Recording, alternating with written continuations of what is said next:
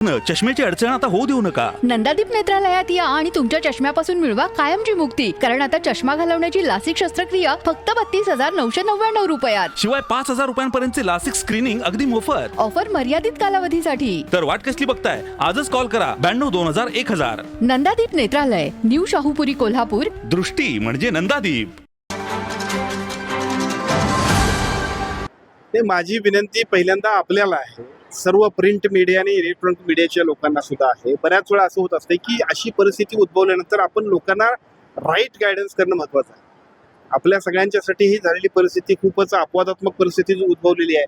दुर्दैवानं ज्या पद्धतीचं युद्ध पलीकडच्या भागाला आखाती जे काही देशांमध्ये चाललेलं आहे त्याचा फटका आपल्याला बसेल ही जी काही भीती आहे. पण महाराष्ट्र शासनाने विशेषतः भारत सरकार सुद्धा लोकांची गैरसोय होणे यासाठी योग्य त्या उपाययोजना करते. फक्त बऱ्याच वेळा असं होतंय की आपल्याकडे जी म्हण आहे, साप साप म्हणून भुई पडवणं, किंवा विनाकारणच आपण एखाद्या गोष्टीची टंचाई होईल म्हणून अगदी भयभीत होऊन गरज नसताना सुद्धा रोज रांगा लावायला जाणं. आज जिल्हाधिकारी कार्यालयामध्ये आम्ही त्याची बैठक घेतोय. यापूर्वी सुद्धा जिल्हाधिकाऱ्यांनी सुद्धा वारंवार आपल्या सगळ्यांना सूचित केलंय, कुठल्याही नागरिकांना अशा पद्धतीच्या गॅस टंचाईला असेल, पेट्रोल टंचाईला असेल सामोरं जावं लागणार नाही. यासाठी शासन स्तरावरती ज्या ज्या काही उपाययोजना करायला पाहिजे ते एका बाजूला भारत सरकार आणि दुसऱ्या बाजूला महाराष्ट्र शासन सुद्धा करते.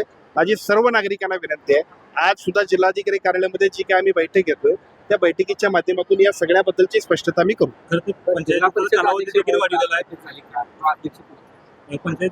कालावधी वाढवलेला आहे. आपला तोंडावर आहे. अनेक गावात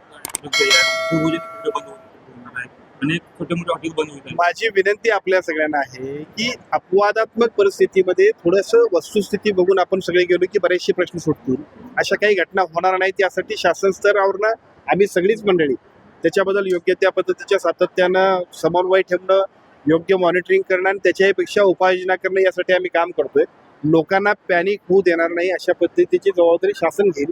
फक्त शासन आणि समाज यांच्यामध्ये समन्वय करत असताना तुमच्या सुद्धा भूमिका महत्वाच्या आहेत. त्या सगळ्या भूमिका आपण पार पाडू. ताज्या घडामोडी पाहण्यासाठी माझा महाराष्ट्र न्यूजला आजच सबस्क्राईब करा.